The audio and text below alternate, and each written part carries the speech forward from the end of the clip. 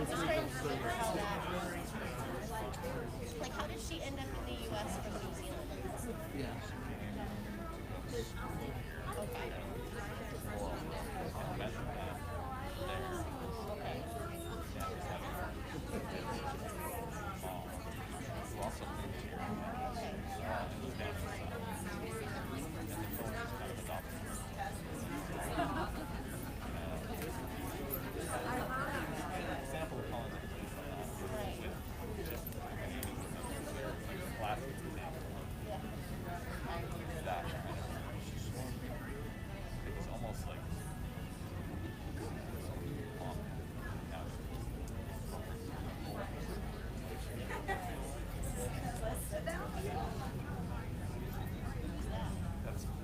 That's your brother, right?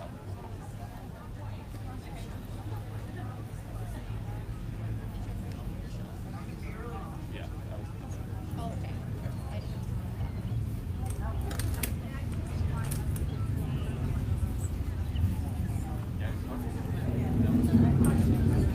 Oh. Had you ever been to the house that she was living in now? She took me there in February and just loved it. She had made it just for all around. I don't remember what street it was on. I wouldn't be able to find it now. So she came to pick me up. My other like co-sponsor, you know, we like arranged so I could go hang out, and he was just kind of my supervisor. So Amy comes and picks me up. She's like, I just want to take you to my house, and she drives me here. I'm like, come on, she never liked to actually hang out anywhere. It's always ever here talking. We always have to hang out on set. That's always the way it was. So we go, she makes us some coffee, we go up there, and then she's, you know, just like, you know, if I smell well, I don't care, it's fine. But it was so funny because I was like, oh man, I'm gonna go back and I'm gonna smell what happened here. Oh, it's been sorry. So.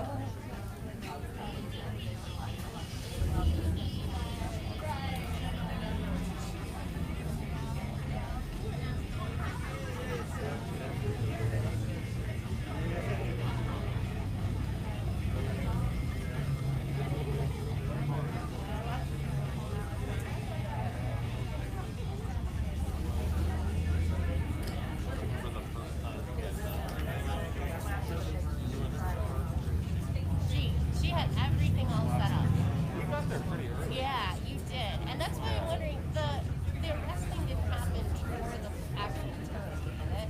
Oh, we could have. Because I feel like she was telling me about that, like early on, because I feel like I would have, yeah, been a part of this situation. That's what I was thinking. But she had everything all set up and just chatted the whole time. We had a she's the best roommate I've ever had. I wish she could have been all my other roommates. She hated it when I would describe that as, you know, before you have a record. Uh-huh. She would be like, what?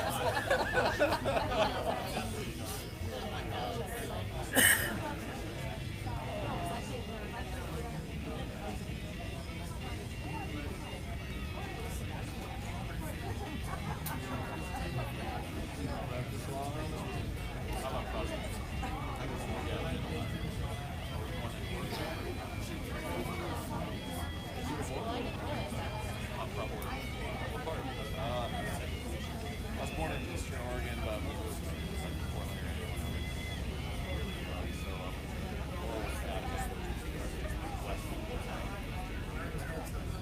I shouldn't mind a little year and a half. Oh, that means some shit. Lived in Greenville, Sheridan, 4 years. My mom lives in Vancouver now, Washington. I always like Milo's setup.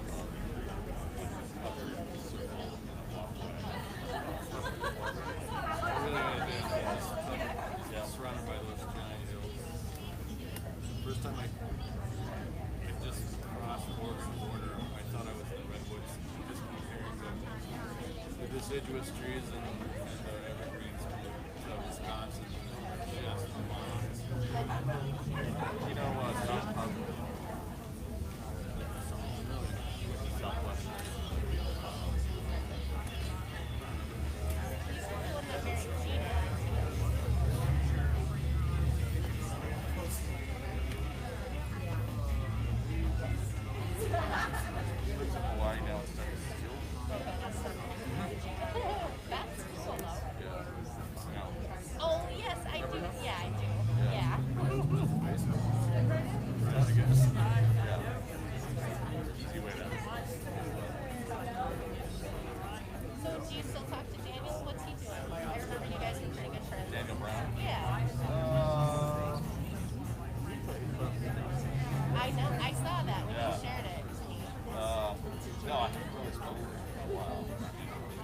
Yeah.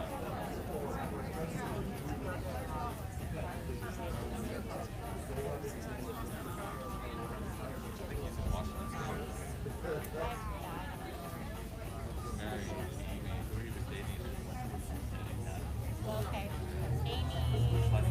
Yeah, did he? Oh, that's so great. I used to really love her. She was so, I thought Her sister Allison also. yes, Oh, I love her. Allison was so different than Amy, though, at least like in appearances, you know. He was always to me like her participating were more not as fun as Right, Allison was the I love fun her. one. Yeah. Amy was a little bit more reserved. I just remember thinking they were both very pretty. Like, oh, this person. But they were both, I got along with both of them. Like I remember we kidnapped Allison, like we were in the back room and like drove to Yes. someone's car. Yes. Yeah. It's like as a prosecutor, I read fact patterns like that. I know.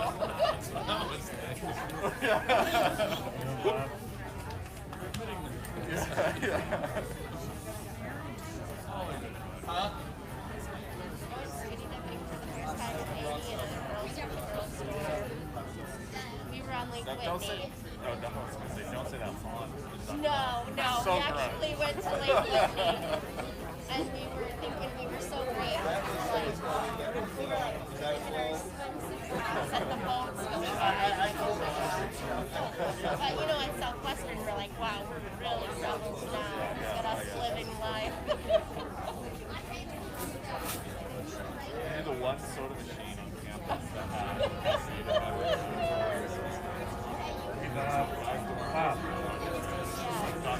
Yeah, I don't think they realized it was. Get excited.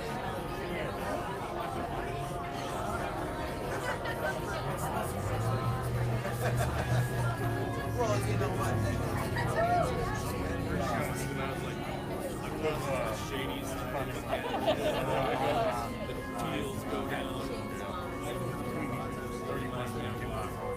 This weekend, my brother, my sister's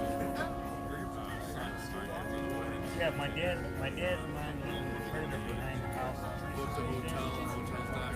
Right next to you, Melody and this. Yeah. The next house down on the other side. Just let's trust in the hotel. They did great videos. Here.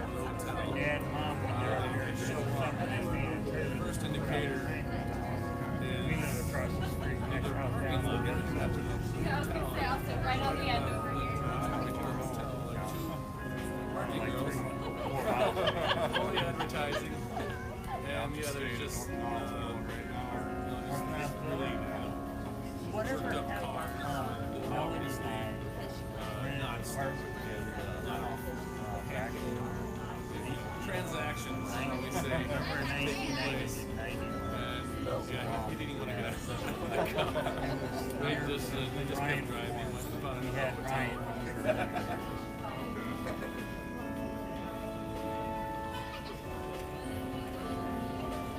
Actually, one of my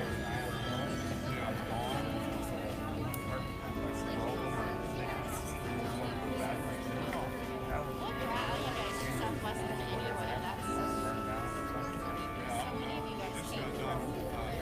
Yeah, they like recruited us. Oh, did they? For like we all had a band. So you know who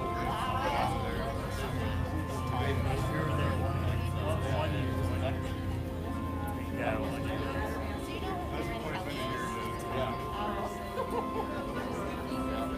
This is a really embarrassing, awkward story that happened between when I just broke up with David in the summer.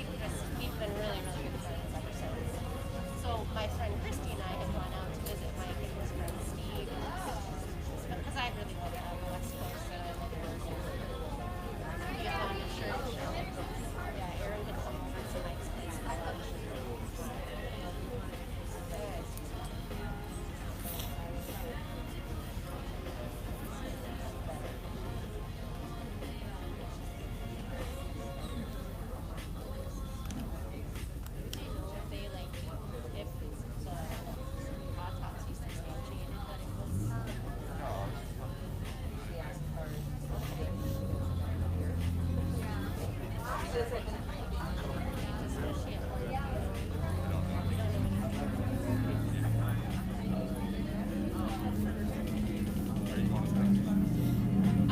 I would love to. It's gonna. I guess it's gonna depend on when. I'm sitting out of this. It's a former student that I had when I taught at Little Church School. So I had him for like 5, 10. So just really close friends and family and stuff. The wedding doesn't start until so that's why I'm like, whatever. I liked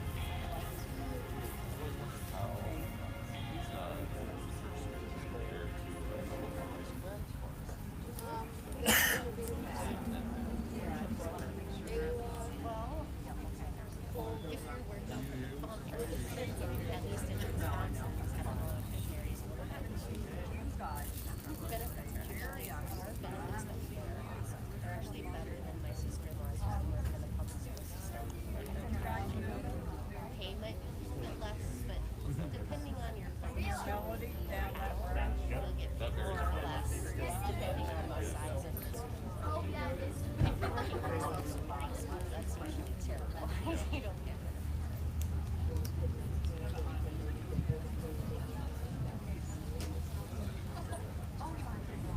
Good afternoon.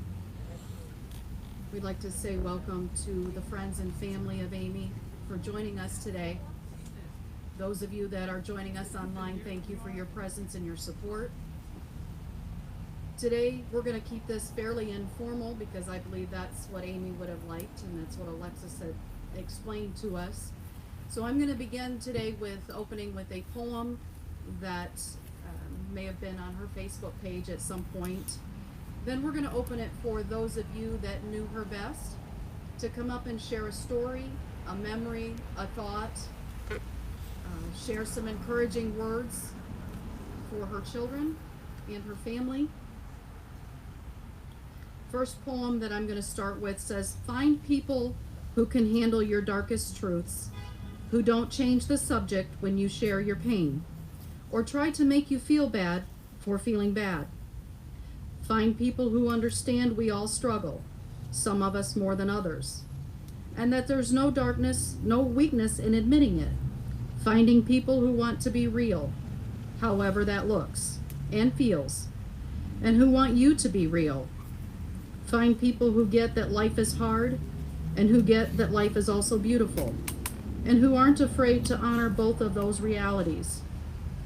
Find people who help you feel more at home in your heart, mind, and body, and who take joy in your joy.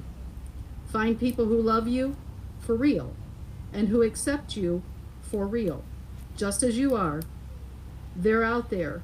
These people, your tribe, is waiting for you. At this time, we'd like to open it for a time of sharing. So if there's anyone who would like to start us off today, I'd ask that you would please make your way to the front.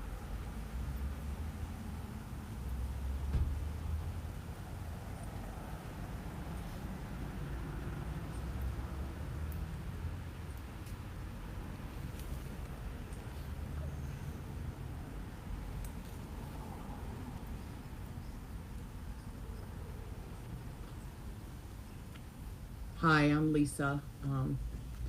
I've known Amy and her family for, I don't know, over 20 years or so.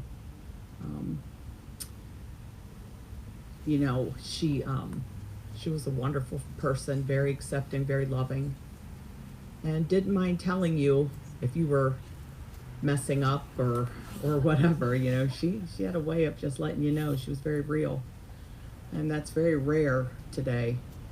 We used to always say, you know, people want to know the truth. And then I would say, no, they really don't. Because they really can't handle it. But Amy was one of those rare people that really could handle it. And I loved her for that.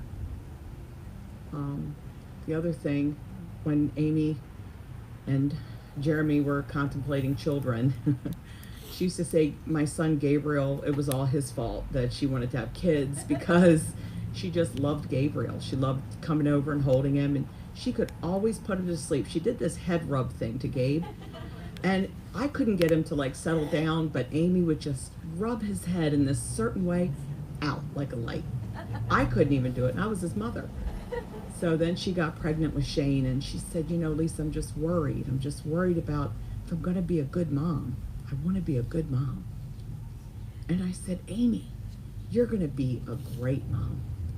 You're going to be a great mom because you're an amazing person. And we don't have to trip over mistakes made by other people in our past. We can forge our own way. And that's how she was.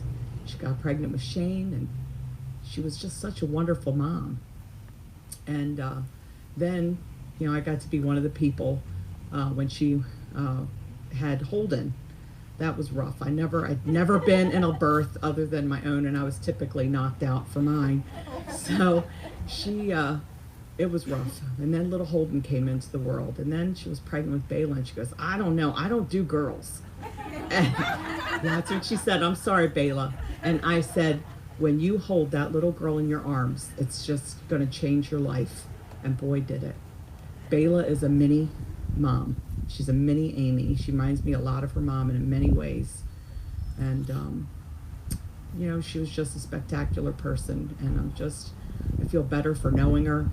I was, the other night when I was putting the pictures together, all of a sudden I looked up over my mantle in my fireplace, and for any of you that come out to my home at 5:30, we're having, you know, just very informal, just a celebration of Amy's life, because that's what she wanted.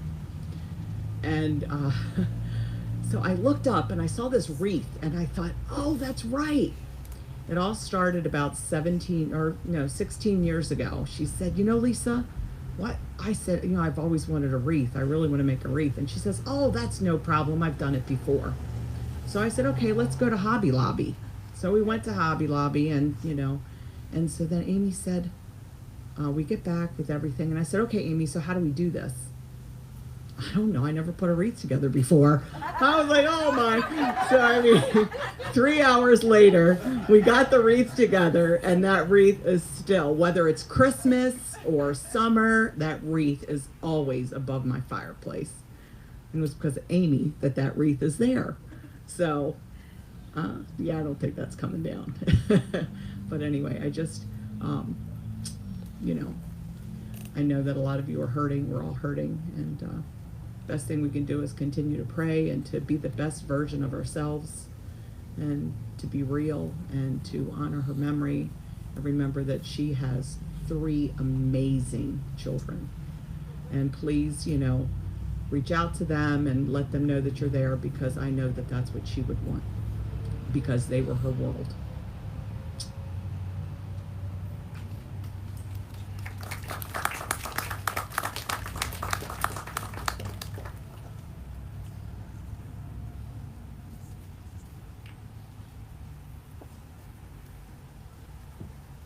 Hello.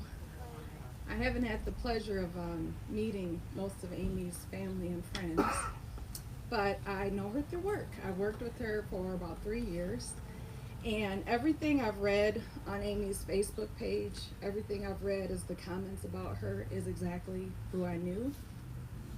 Got to know Amy really close when we went to the UP together. We went to visit an office, and so we had an 8-hour drive, and let her control the music, so I had whatever she likes is what we listen to. And we went on a hike. I believe it's called Sugarloaf Mountain in the UP. Kathy was with us, and that took me out. But anyway, we started talking. I realized very quickly that I could be open and honest with her, and we start talking about family. And our children are about the same age, and so she spoke a lot about her children, and gave me a lot of advice. So we were in the same boat at the same time. So it was, I just loved her. Amy challenged me. She was upset with me very often, and that was okay, because she just wanted me to see her side of things, and I was okay with that. So I genuinely love her, and I appreciate the time that I had with her. She's so genuine, so genuine. Thank you.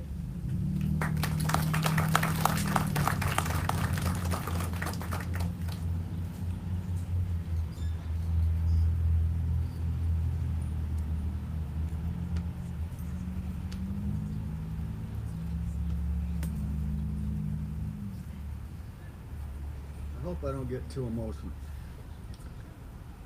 But she's one of the most incredible persons I've ever met.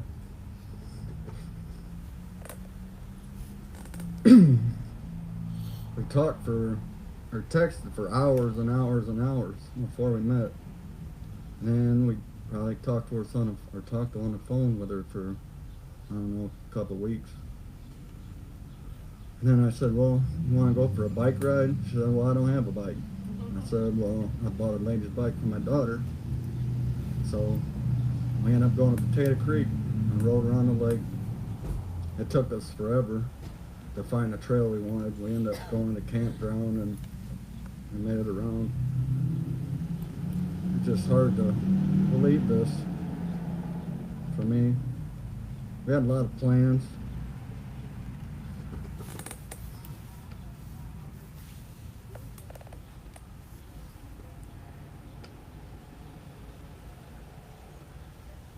I'm just gonna say that I loved Amy so much, and her kids often talked about,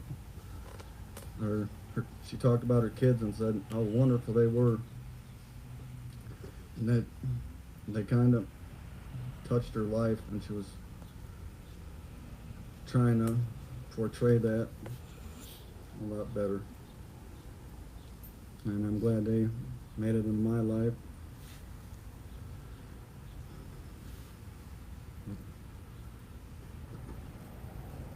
Well, I took a picture of a lighthouse and put it on my profile on my Facebook.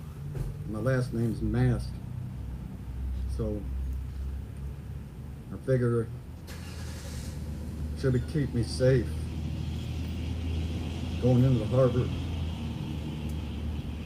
So I love her dearly, so that's all I got to say.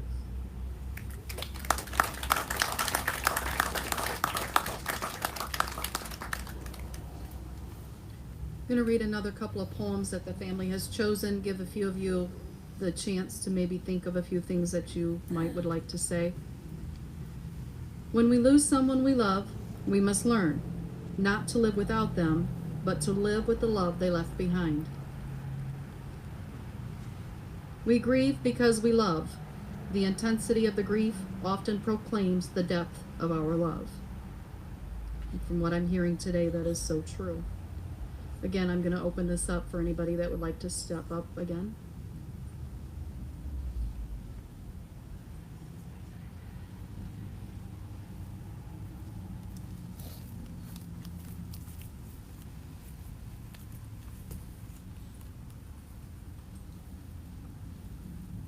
Hi guys, I'm Stacy. Amy came into classes. I've known her for a really long time. And you kids, I do want to say this. She is the only woman I've ever known that had a water birth, Bela. Yeah, honey, you came into water. Keep your head above it. And these guys came into Zumba classes. You got everybody around you. I love you.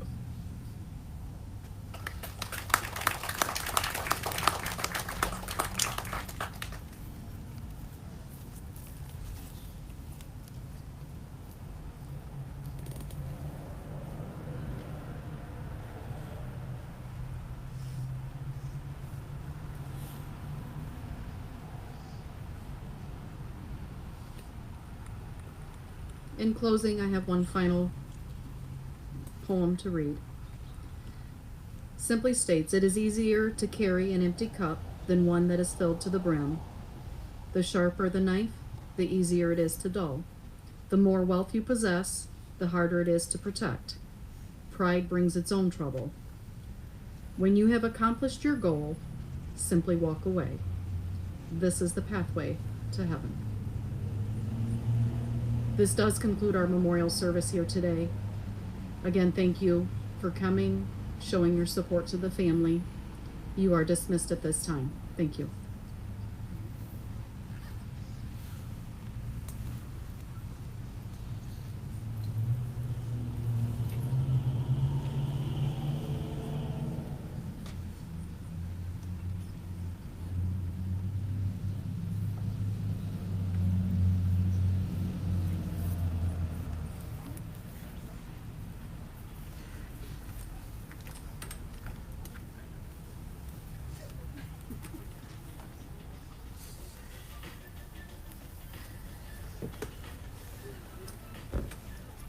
I believe Alexis is going to share a little bit.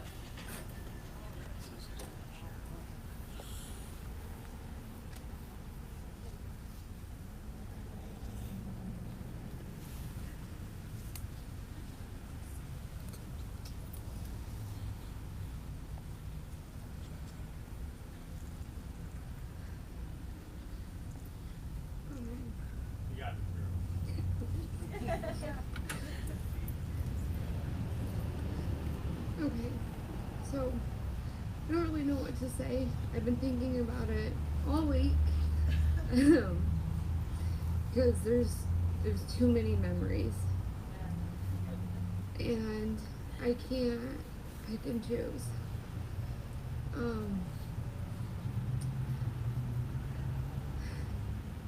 I remember when I was younger, when I first met Amy.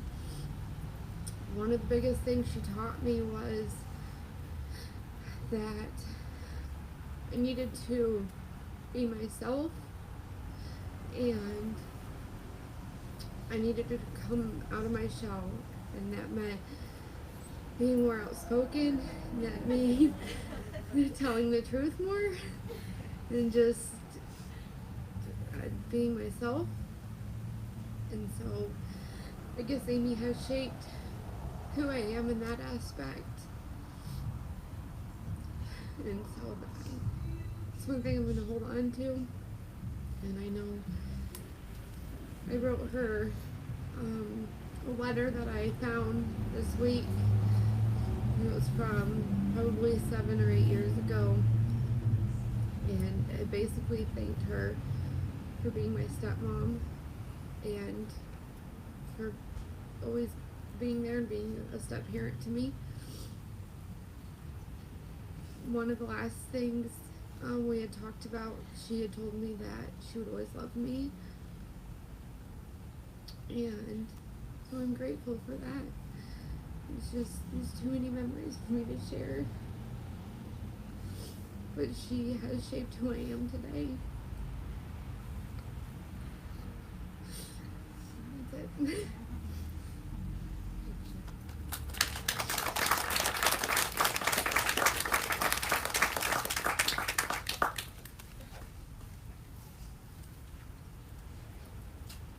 If Alexis can do this, so can I. I am not going to be able to say much, but I just wanted to tell you guys that I've known Amy for at least 25 years, and I'm just looking out here at all of these amazing people that were a part of her life, because that's who she was. She just was a magnet for really cool people, and yeah, thank you guys so much for coming and for loving her, and yeah, that's, yeah.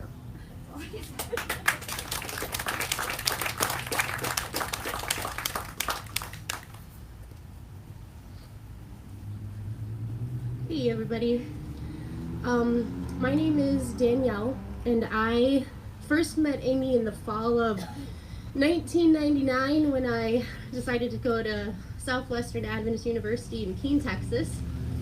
And I walked into my dorm room and Amy was already there.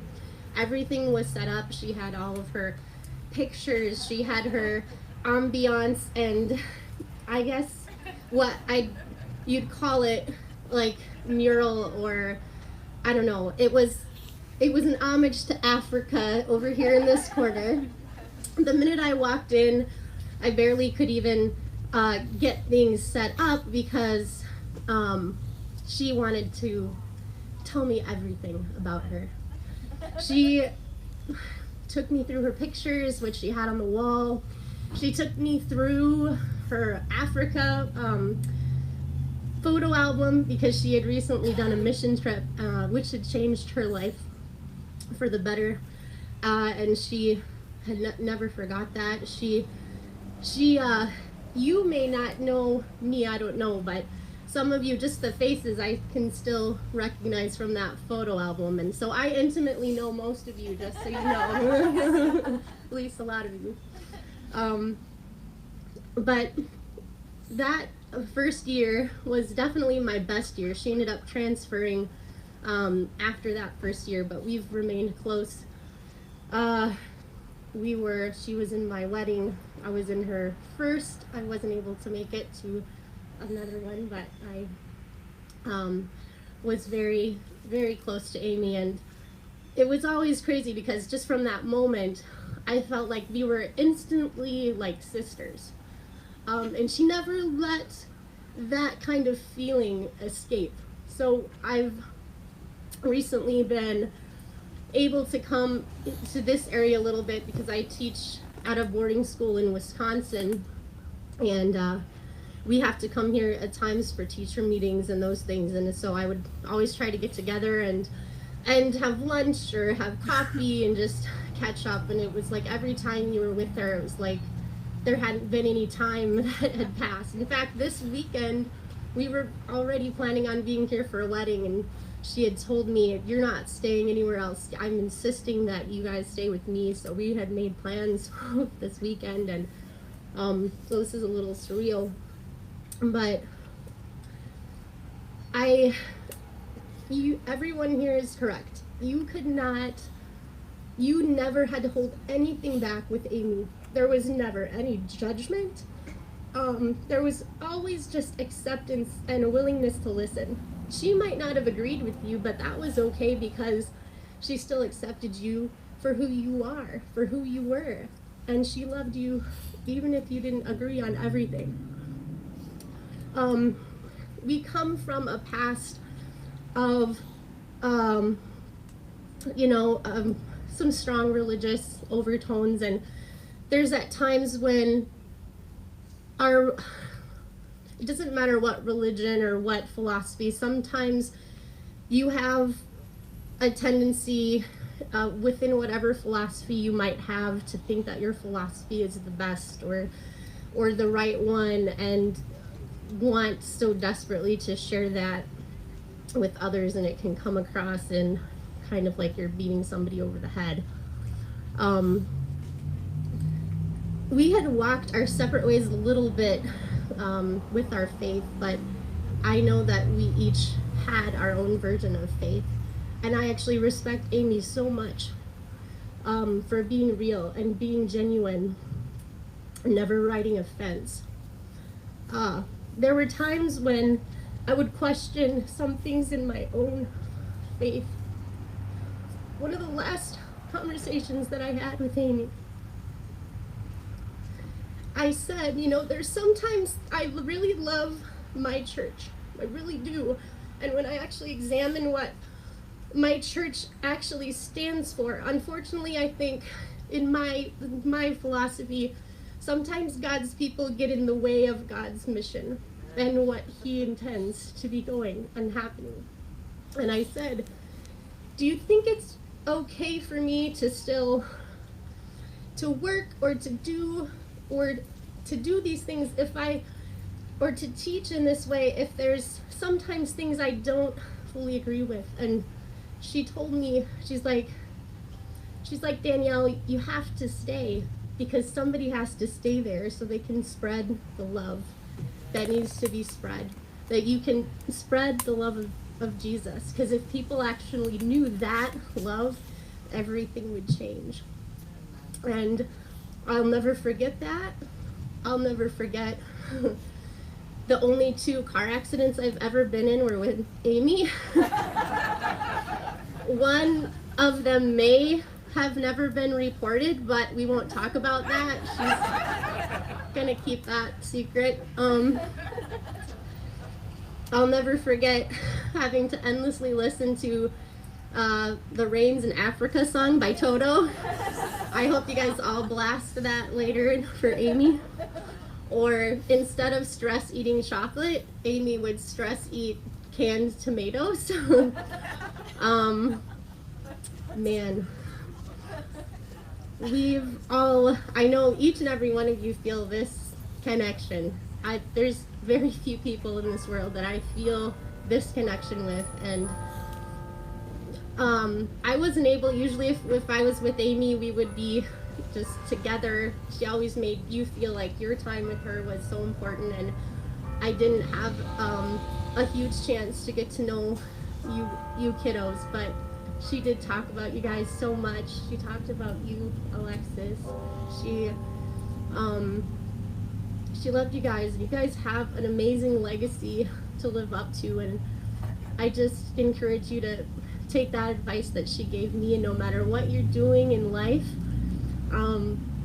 whatever faith or path you choose to follow, just make sure that love is the leading principle of that. And because that is her legacy to me, is all about love, and I'm gonna miss her dearly.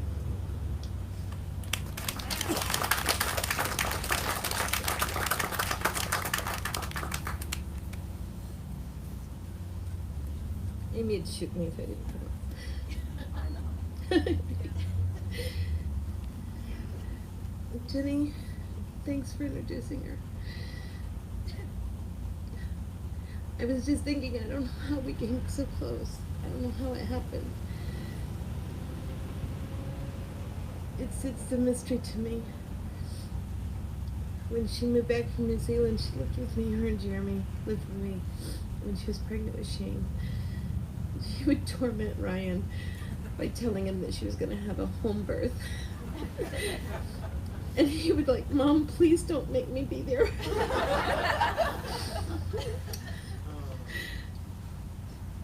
After my granddaughter Quinn was born, she would say, you can't hog her. You have to share her with me. It's my weekend to have her. I don't know how I got to be so fortunate to be there when all three of the children were born. When she was pregnant with Holden, she says, I hope you don't mind. I just want it to be Jeremy and I don't want a crowd. And she had a crowd with Shane. I mean, the room was packed. Everybody was there. But I don't want anybody there with Shane or with Holden. It just Jeremy and I. That's all. I said, I get it on. Don't worry about it. It's fine. I think it was about 6:30 a Saturday morning. I get a call from Jeremy. Amy needs you. I'm coming. I'll be right there. Lisa and I were there. And Michelle. And it was wonderful. Crazy. The epidural only took on half of it. She had some priceless words for the for the anesthesiologist when he came in about 30 seconds after Holden was born.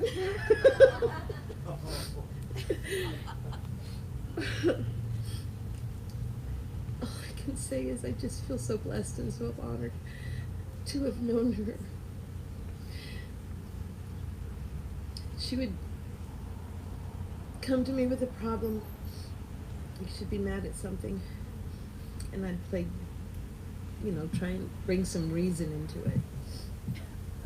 And she'd say, you're my friend. You're supposed to take my side and sympathize with me.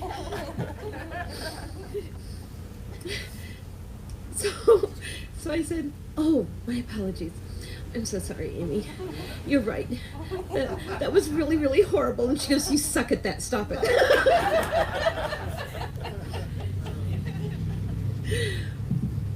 I'd be like, well, choose. But needless to say, I have just been so blessed and, honored to have called her a friend.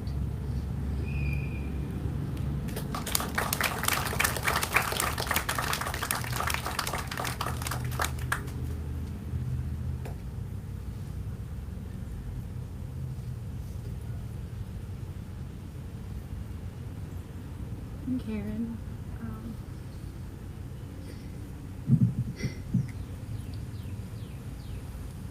Jenny brought Amy home. Yep.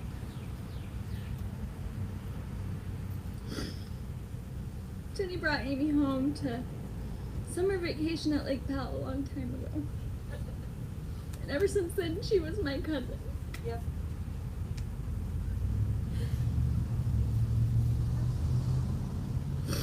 I would have never known her if it wasn't for Jenny, even though we went to school together. But I'm so thankful. When I moved back to Michigan 10 years ago, we started hanging out more than we ever had before, and recently it was daily. Most recent time that we hung out, she came over to my house because I had told her I had remodeling to do. So she comes over and she's like, "Oh yeah, we can just rip your kitchen apart." So we whip out the drill, and she's taking off all the cupboards and putting everything I own into boxes, and painting everything, and then she leaves, and I was like, "Well, Amy, you lit a fire under my ass, and now my whole house is ripped apart, and I have to call Uncle Floyd to help." But the best thing about her is that she didn't have her kids that week, and she could have been doing absolutely anything, but she came over to be with me.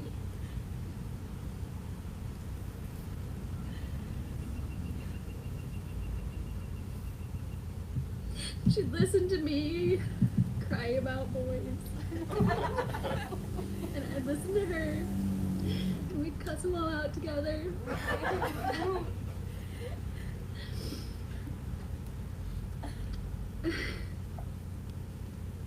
I just love her and miss her so much, and I'm very thankful to have had her.